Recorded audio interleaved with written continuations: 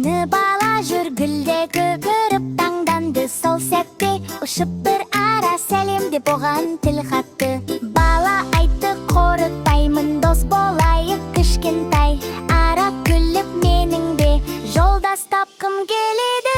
Жу-жу-жу қанатым, күнге қарай самғаймын. Бала менен араның достығы мәңгі жасасын. Жу-жу-жу қанатым, күнге қарай самғаймын. Бала менен араның достығы мәңгі жасасын.